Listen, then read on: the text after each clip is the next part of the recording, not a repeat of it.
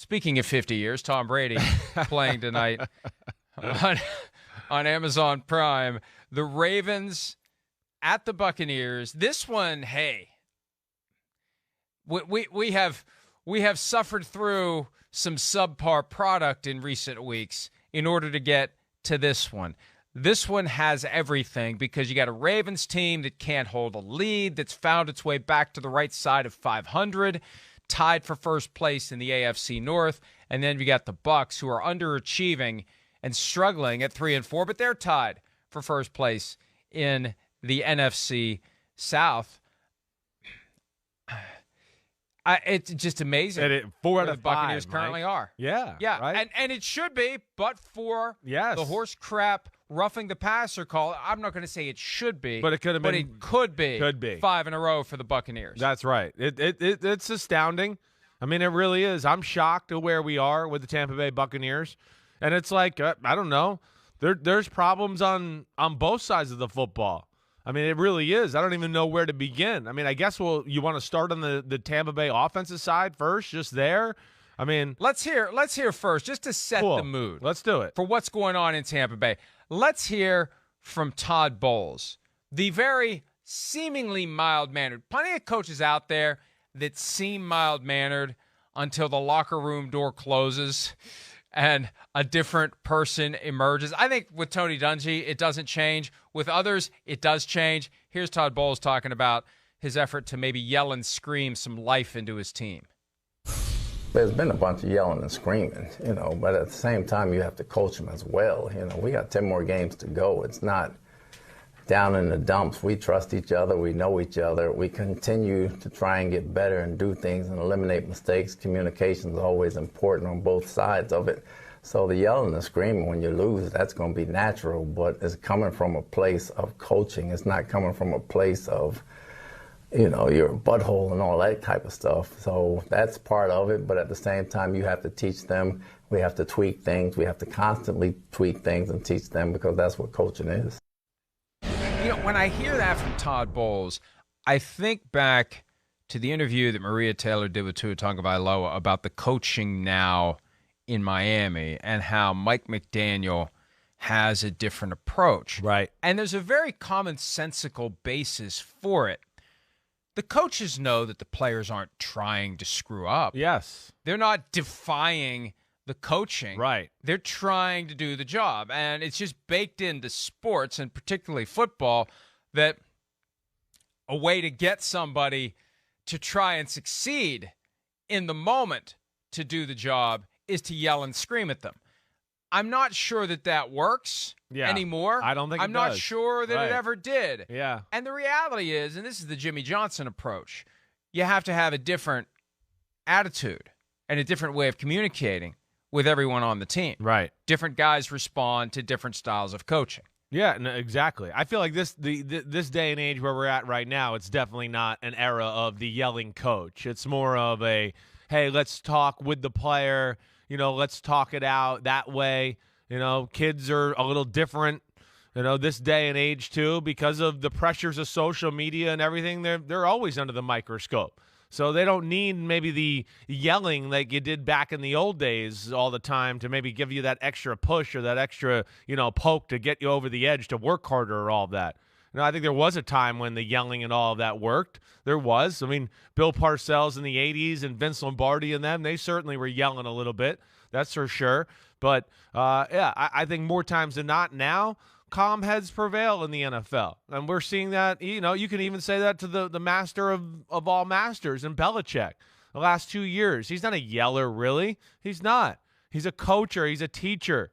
He's going to hammer home his points there. And I think there's, a lot of players like that. And I don't know. I mean, a lot of coaches like that. I don't even know. It's a good point, really, when you think about the league in itself. Yellers altogether, I don't know if there's any that are in the league right now as far as the head coaching position. I know a few that are a little more animated and, can throw out, 4-letter words and all that, maybe more than compared to other ones, but not true yellers or the intimidators that we used to see, maybe back in the old days when you and me were growing up. I think you get Ron Rivera away from the cameras and the microphones. If he's got a reason to be upset, he's going to let it fly. I also think, too, that sometimes it's not strategic. Sometimes the goal isn't to motivate. Sometimes it's just the coach dealing with the stress of the job. And some people deal with stress by getting upset and blowing off the steam by yelling and screaming and swearing and cursing.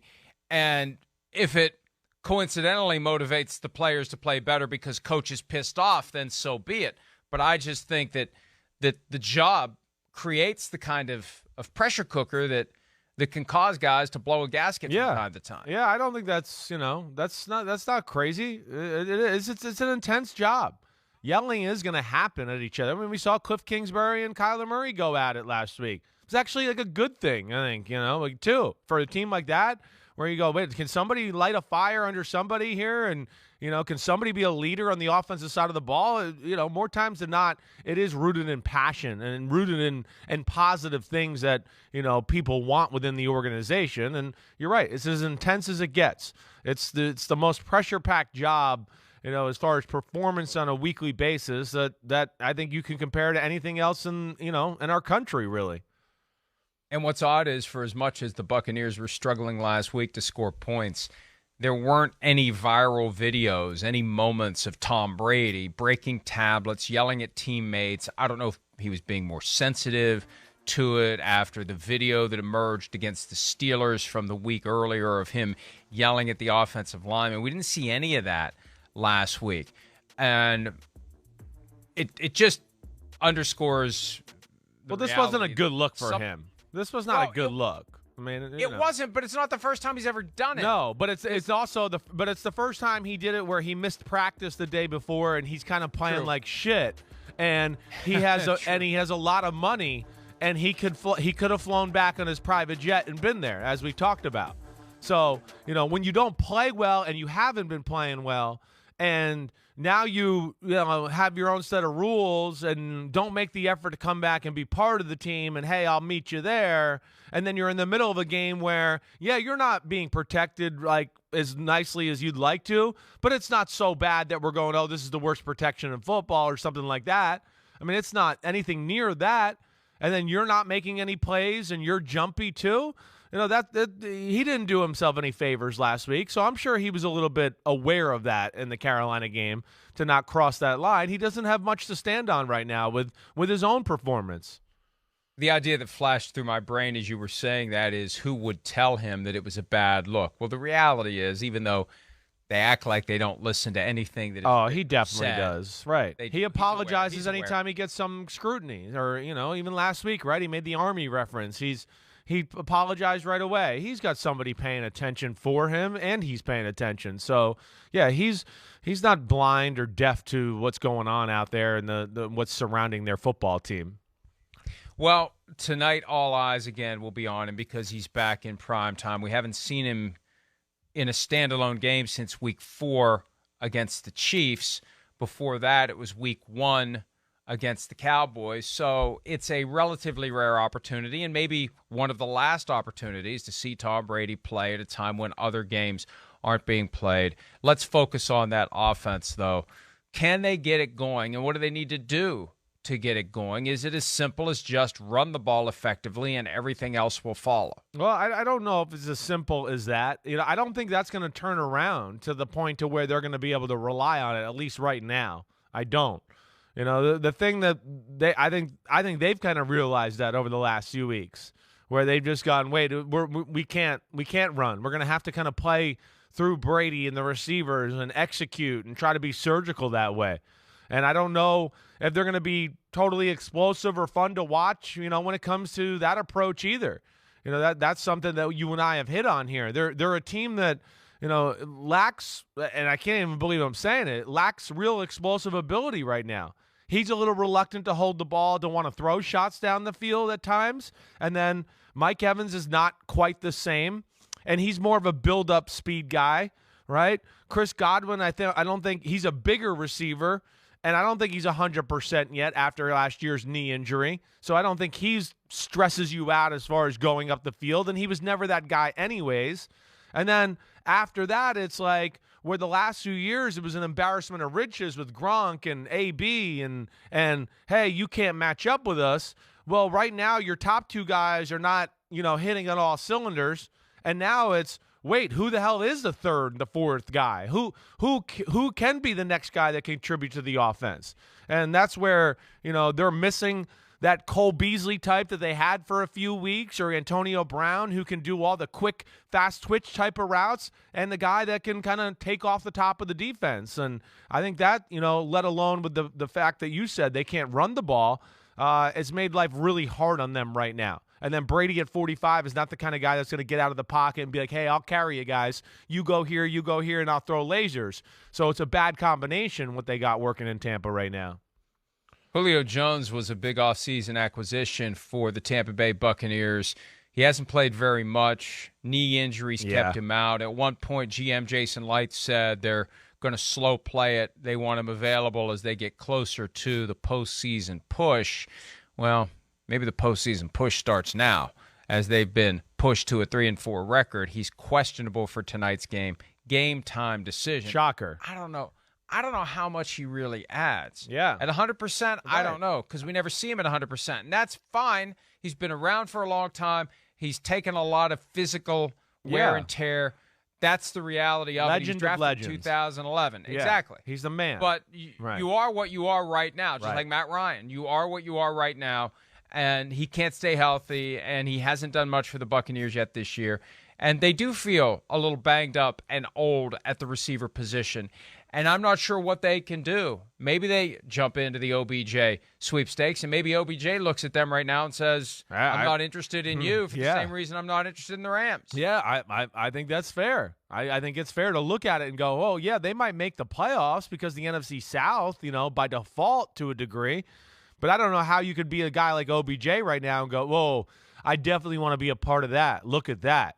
And then also to the fact where, I've heard from teams and with the OBJ thing that it's more than, he's looking for more than just like a 1-year thing too, to where Tampa, I don't know if that's the place you want to go. I mean, Brady's gone after this year, at least in my opinion. I think everything's kind of showing that. So I don't imagine that him being that attracted to them right now.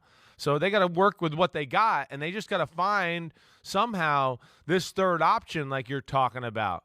And, yeah, it stinks with, Russell Gage. That hasn't quite worked out. Brashad Perryman, he only shows up every now and then. We were hopeful a few years ago with Scotty Miller. I mean, he was making plays down the Super Bowl stretch that year, the big touchdown against the Packers. And we haven't really seen him since. They drafted Jalen Darden, who was supposed to be that fast Julian Edelman, Antonio Brown type of guy. He never gets a role within the offense. So, yeah, they need an extra guy, especially with the fact that they can't run the ball. And right now it's like stop Evans, and then, okay, we got Godwin in the middle of the field, and then what else you got in Tampa? And they're kind of limited with their options that can scare you right now. And Scotty Miller is a great example of what happens when the offense is working. When the offense is working and the defense has to focus on run game and the starting primary receivers, you get this guy who just kind of slips past everyone. As everyone's focused on the other guys, Scotty Miller slips behind the defense. Tom Brady sees him, hits him. You don't have that happen when the offense isn't good enough for somebody to kind of slip behind everyone unnoticed like Scotty Miller was doing. Right. Because that Super Bowl run, it was happening every other week. Yeah. He'd find Scotty Miller for a long game. Right. I think because the offense was so good that it was easier for him to find an opening. Now it's harder for him to find an opening, but he's had injury issues as well. They've quietly, low-key had a lot of injury issues. They have. The past couple of years in Tampa Bay. Right. They have. There's no question. And then, I think you talk about all the things that we've discussed here, and the fact that, yeah, we have a quarterback that's 45 who we know, I mean, even in his prime, was not the best under pressure quarterback as far as people around him because of lack of mobility. And now he's not in his prime, and we've seen even more evidence over the last few years that when, teams get around him, he gets very uncomfortable, and there's no telling where the football might go. And right now, he's playing on an offensive line like you see right here, left guard, 67, Gadecki, I always mess up his name, I'm sorry. Gadecki. He's a little bit of a weak link. He's a rookie. He's getting a crash. He's out tonight. Well, that's an issue. I forgot he was out, Mike. I totally forgot that. So that's been an issue right along with center, and in the right guard play not even been that special either. So Brady, who's a guy that you've always talked about, the master of stepping up in the pocket, moving in the pocket like Dan Marino, he can't do that right now because a lot of the times the pressure is right in his face, and again, he's a little reluctant to want to do that anyways at his age and where he's at. And so it's a double whammy from that standpoint. Not only do they not have the speed to get downfield, when they do want to try to call something downfield, they can't protect long enough to let it work or develop. It's very few and far between that way. And that's leading to a lot of their issues right now. And it's hard to watch on the offensive side of the ball. One more thing on Brady. Yeah. In the Let's Go podcast on Monday night, Jim Gray asked about the hypothetical conversation that emerged last week. Didn't name us, but clearly talking about us. Yeah. With my question to you of which of the two between Aaron Rodgers and Tom Brady would be more likely to call it quits during the season. So crazy that became a thing. I know. Well, I know. Because it just shows you people don't pay attention. Yeah, people don't pay attention. They just read. What's your least favorite Starburst? Yeah. There was a retirement in the past, but I moved on from that. I made a commitment to this team, and I love this team, and I love this organization. I told them in March I was playing, and I've never quit on anything in my life. It just shows you his mindset is, I'm going down with the ship. Yeah. No matter how bad it gets, no matter whether or not I have a Willie Mays moment on the field where it's obvious that my expiration date has passed, right. The milk has turned, I'm not quitting because he views it in his mind as he'd be quitting. And it reminds me of the conversation we had about the Colts and Andrew Luck, because people say he didn't retire, he quit. Look, whenever you decide you're done, that's when you need to stop. I think it would be a mistake for Tom Brady in part of his brain to say, I'm done, and in the other part of it say, I've never quit on anything in my life. I don't think you view it that way. The sport is too dangerous. The game is too violent. The players are too big, strong, and fast. And Tom Brady's too freaking old at this point to view it as quitting. No one's going to call a guy who played past his 45th birthday a quitter if he just decides, I'm too old for this now. Father Time caught me. And I've been saying this for a few years. Yeah. We just assume it's going to be an off-season thing where he rolls out of bed one day in March and says, I'm too old for this crap. There's a chance. It's a long season. There's a chance that the realization comes not in the off-season, not in training camp, not in the preseason, but at some point between week 1 and week 18. No doubt. I'm with you, Mike. And there's no shame in that. I'm not saying I want him to. Right. But I think it would be worse for him to say, I'm not a quitter. Yeah. I'm not a quitter. I'm not a quitter, while he's getting ragdolled all over the place and can't get anything done. And we see this disintegration before our eyes, like with Matt Ryan. Right. Like maybe Matt Ryan should have tapped out before he was pulled off the field. I think it's difficult. I think it's especially of course the longer it is. you play. Right. The pride seeps in, but so that's why he's not going to walk away, even if maybe he should listen to his body, be self-aware if this continues. Right. If this continues and say, I just, it's not in my best interest, not in the team's best interest for me to keep going. And I mean, we're acting like he's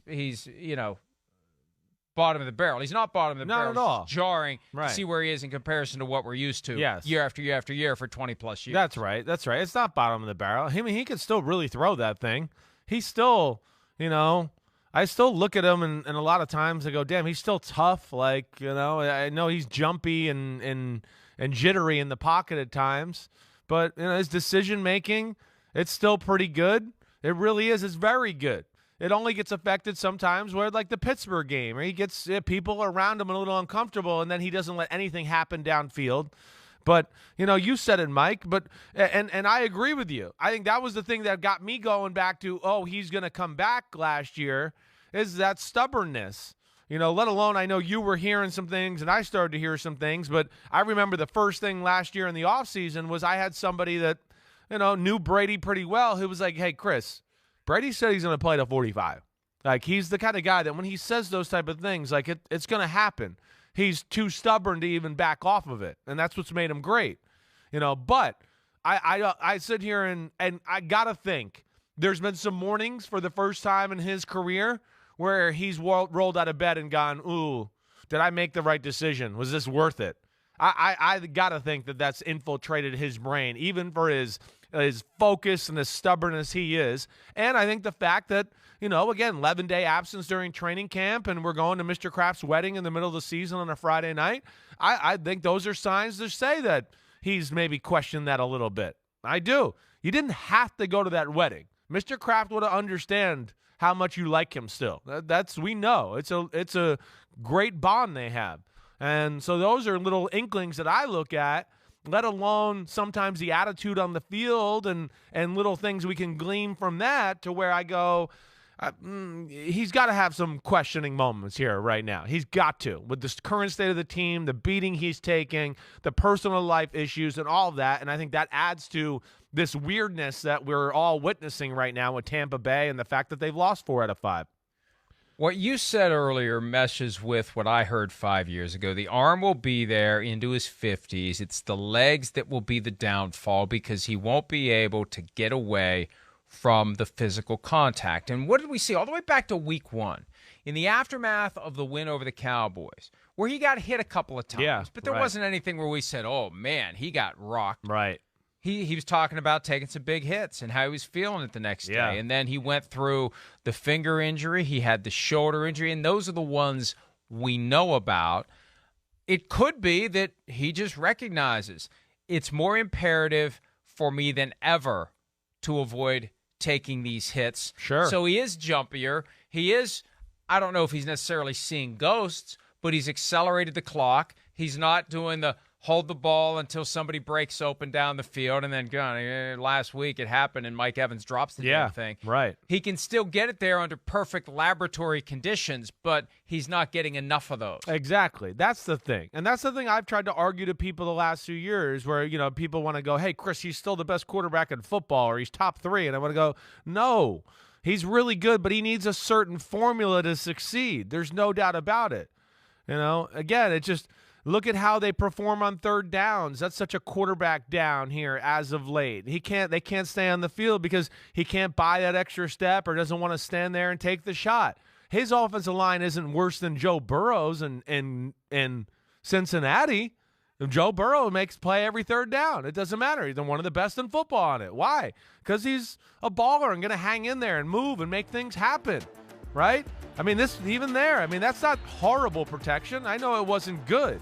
But, yeah, these are the issues he's having right now. And, it's affecting their offense, let alone, there's other issues on their offense altogether. But there's just, because of those issues, now the spotlight's on him more to carry it. And look, even that play right there, just, again, fading away as you're throwing the ball over the middle because someone's bearing down on you.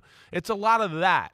And I just think we're seeing signs of declining and protection of the body, like you're talking about. I've discovered a high-end analytics formula here. Yeah. I was reminded of it when we saw the Grady Jarrett tackle followed by the kick. Right. The Buccaneers are undefeated the last 6 weeks when Tom Brady kicks somebody. So maybe that's what he needs to do tonight, is kick somebody. Well, tonight will be interesting in this fact, right? With the matchup itself, we've talked about this a few times with the Ravens. The Ravens are not a great pass pressure team. They're not.